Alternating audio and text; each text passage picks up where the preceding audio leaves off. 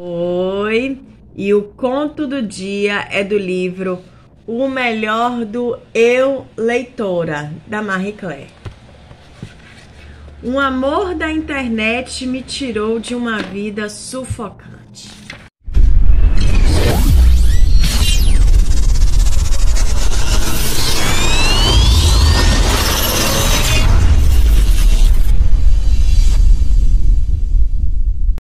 Todos os dias de manhã, da minha cama, eu vejo Cristo Redentor e agradeço a alegria de ter meu marido a meu lado, ressoando baixinho e me fazendo pensar: como eu sou sortuda! Nunca imaginei ver um dia essas duas palavras numa mesma frase: eu e sortuda. Desde muito jovem, fui assombrada pelo medo de envelhecer cuidando da minha mãe. Tenho um irmão 2 anos mais novo, mas depois que meu pai morreu num acidente de carro, quando eu tinha 20 anos, ela se apegou demais a mim. Isso me incomodava um pouco, porque somos muito diferentes. Sempre tive um espírito livre, sou vegetariana, levo uma vida mais alternativa. Minha mãe sempre adorou carne, era racional e controladora. Casei 2 vezes, não tive filhos. Não tive filhos por opção, mas nunca fui feliz no amor. Talvez porque tenha escolhido parceiros inadequados ou muito dependentes. Sempre sonhei em encontrar um homem com quem pudesse compartilhar coisas simples, como cozinhar, ouvir jazz. Mas esse companheiro não aparecia e isso me dava um vazio. Em março de 1999, quando meu segundo casamento acabou, eu tive de voltar a morar com minha mãe, que estava com 75 anos. Eu não tinha emprego e meu apartamento estava alugado por uma quantia muito pequena. Foi duro. Minha mãe dizia abertamente que não me queria na casa dela, que gostava de morar sozinha. Eu chorava diariamente. Depois de 1 ano, ela começou a ficar com a memória fraca e eu passei a ajudá-la nisso. Era como se eu tivesse 2 cérebros, um para mim, outro para minha mãe. Nessa época, aos 45 anos, minha vida social era 0.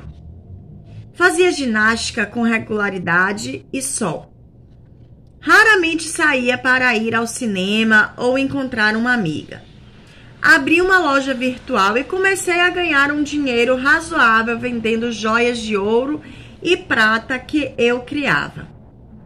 Minha vida não estava ruim, mas também estava longe de ser o que eu sonhava. Viver sem sexo não era fácil, mas eu não queria transas ocasionais. Queria um amor, um homem que mudasse minha vida, uma casa para chamar de minha. Aos poucos, a memória e o temperamento de minha mãe foi piorando e minha vida também. Para investir em minha loja virtual, vendi meu apartamento. Em 2003, a coisa piorou ainda mais, porque minha mãe teve vários problemas de saúde. Apresentava memória fraca e crises de agressividade, e comecei a desconfiar que ela tinha Alzheimer, doença degenerativa que vai limitando a capacidade neurológica. Mas receava procurar um especialista. O diagnóstico seria a sentença que eu temia: ser responsável por minha mãe até o fim. Meu irmão, embora morasse na mesma rua com a mulher e 2 filhos adolescentes, raramente aparecia. Minha tia, irmã mais nova de minha mãe, também não me dava ouvidos. Quando um dos 2 a visitava, minha mãe ficava calma e eles achavam que tudo era exagero meu. Cuidar dela era cada vez mais difícil.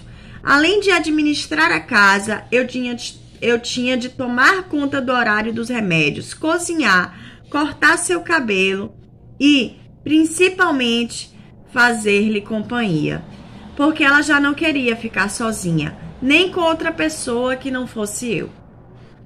A hora do remédio era um desespero, porque ela não aceitava, brigava, só cedia quando eu começava a chorar. Numa consulta de rotina ao neurologista, o Alzheimer foi diagnosticado.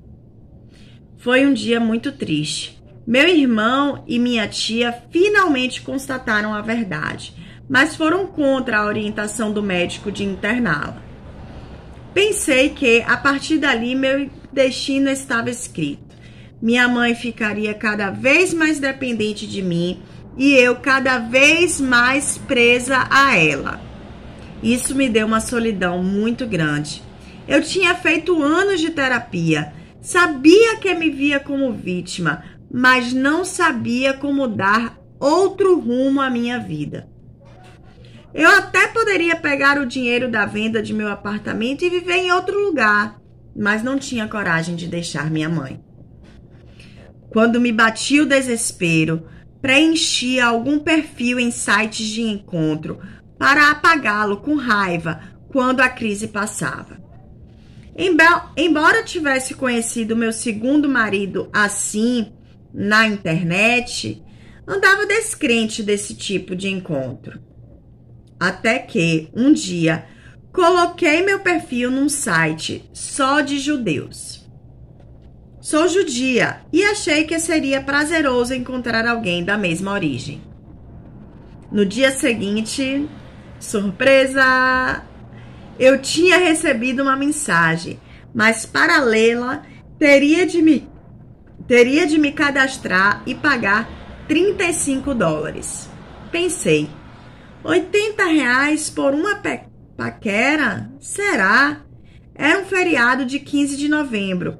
Eu estava tão cansada e sozinha. A voz de minha mãe me chamando do outro lado da porta me fez decidir. Paguei para ver. Olhei a foto do meu pretendente. Era um homem meio careca, nada bonito, com um sorriso meio sarcástico. Achei que não tinha nada a ver comigo, mas quando li as coisas que ele dizia, me surpreendi. Ele usava metáforas, reticências, palavras em francês. Contou que vivia na Flórida, mas tinha morado 10 anos no Havaí, o que considerei exótico, e que comercializava joias. Uma grande coincidência. Disse que todas as mulheres da vida dele eram artistas e que adorava jazz. Quando contou que era vegetariano, então me interessei de vez. O ícone piscou e eu vi que o autor estava online. Hi, my name is Edward. Passamos a nos falar por e-mail todos os dias. Como o texto dele era muito literário, eu não sabia bem o que era verdade, o que era metáfora, mas achava tudo lindo. A identificação foi tamanha que a gente conversava por 4 ou 5 horas diariamente no MSN. Às vezes eu me lembrava da foto dele, mas Edward tinha um texto tão sedutor que nem dei mais importância ao lado físico. Eu também mandei uma foto minha. Sou loira, baixinha, mas Deus me perdoe. Tirei 10% do meu peso com os recursos do computador para parecer mais esbelta.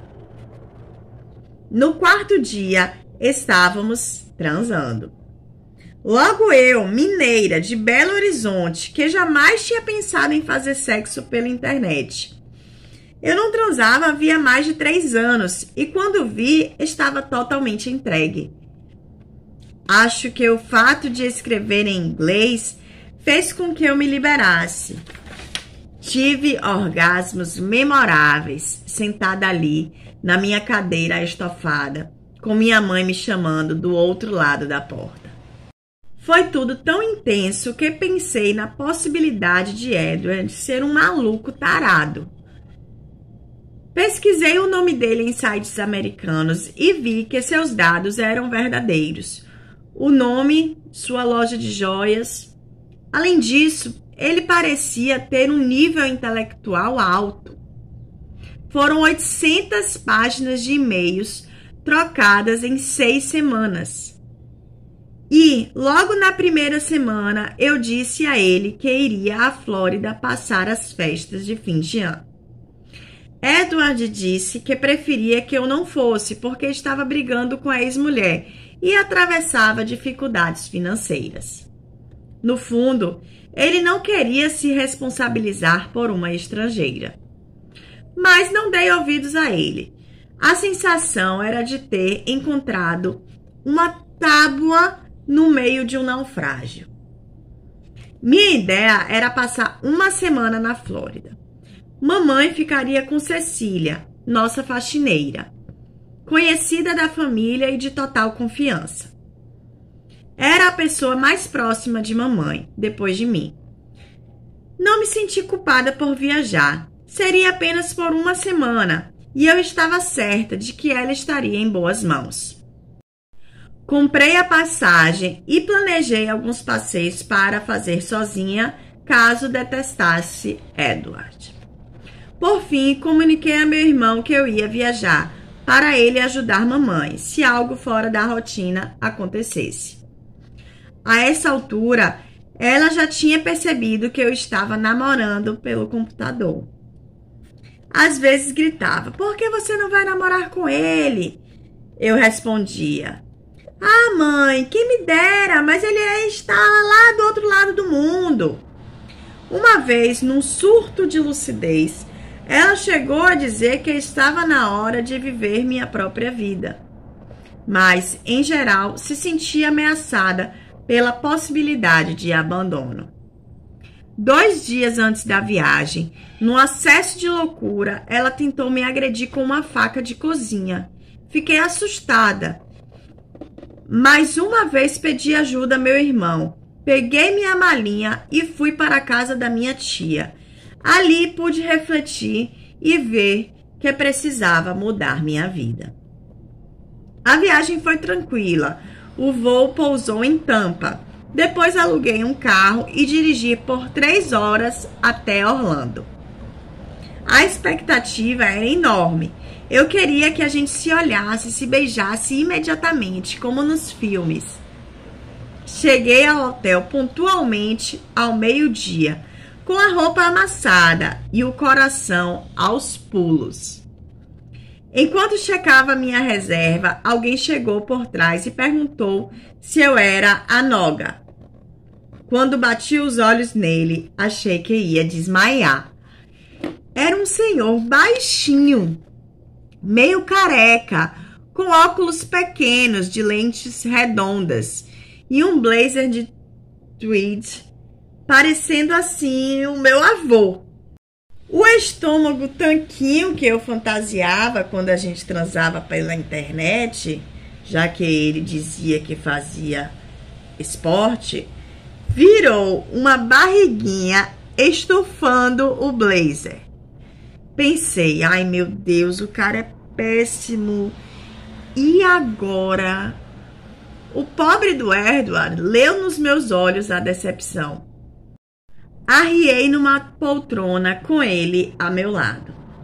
Fiquei ali catatônica durante uns 5 minutos, pensando que tinha sido louca em fazer aquela viagem. Ao mesmo tempo, tive pena dele sentadinho, esperando, com 3 lírios na mão. Eu podia cair fora, mas o que fazer com toda a carga de expectativa que tinha levado junto com a bagagem? Depois de alguns minutos, respirando fundo, coloquei minha mão sobre a mão dele e algo inexplicável aconteceu. No momento em que nos tocamos, senti que estava diante do homem pelo qual havia me apaixonado, que me proporcionava loucas tardes de amor com palavras lindas e pensamentos profundos. Na mesma hora nos beijamos e eu esqueci a barriga, a careca, as rugas. Nós nos beijamos com tanta fúria que a funcionária do hotel deu uma batidinha no meu braço dizendo que a gente não podia fazer aquilo ali por causa das crianças. No quarto, o amante se revelou perfeito. Por incrível que pareça, aos 53 anos, eu nunca tinha tido um orgasmo numa relação a dois. Já nem esperava ter. Mas, depois dessa tarde com Edward, tive uns 900. Eu me entreguei sem pudores, sem luz apagada.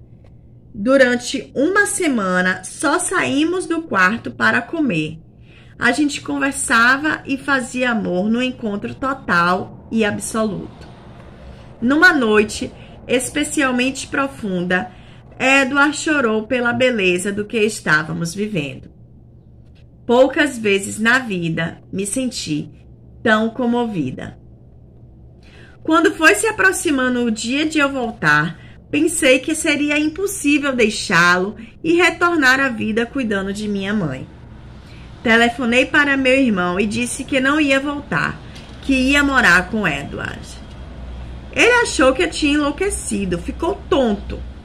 Afinal, estava sentindo na pele o que eu passava. Mamãe havia agredido a moça que ficou cuidando dela, mas eu tinha certeza de que ele daria um jeito. Eu já tinha me dedicado à minha mãe, agora precisava me dedicar a mim. Edward também ficou assustado, claro, mas depois acabou gostando da ideia.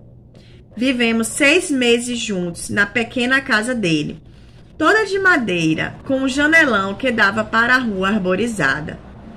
Como ele não tinha horário fixo de trabalho, nós transávamos várias vezes por dia. Mas nem tudo foi um mar de rosas. Edward tinha pendências românticas na cidade, que eu tive de enfrentar. Ex-mulher raivosa, 2 filhos adolescentes. Às vezes ele ficava nervoso, a gente discutia. Eu ficava triste, pensava em voltar ao Brasil, mas o amor não esmorecia e as brigas acabavam na cama. Por telefone, soube que minha mãe passou 3 meses se debatendo sem aceitar que ninguém cuidasse dela. Eu sofria com isso, mas não a ponto de me arrepender. Meu irmão tentou várias acompanhantes, até que acertou. Ele entendeu minha situação. Não chegamos a brigar por isso. Em junho de 2005, com o dinheiro da venda do meu apartamento acabando e o trabalho do Edward dando poucos frutos, achei que seria uma boa ideia visitar o Brasil e levar Edward comigo. Ele hesitou, mas comprei a passagem dele. Não dava mais para viver sem aquela mão me tocando todo dia. Alugamos um apartamento de temporada e Edward logo se encantou com a cidade. A família nos recebeu muito bem, embora o reencontro com minha mãe tenha sido triste. Ela tinha piorado, estava apática. Para minha surpresa, Edward sugeriu que nós morássemos no Brasil.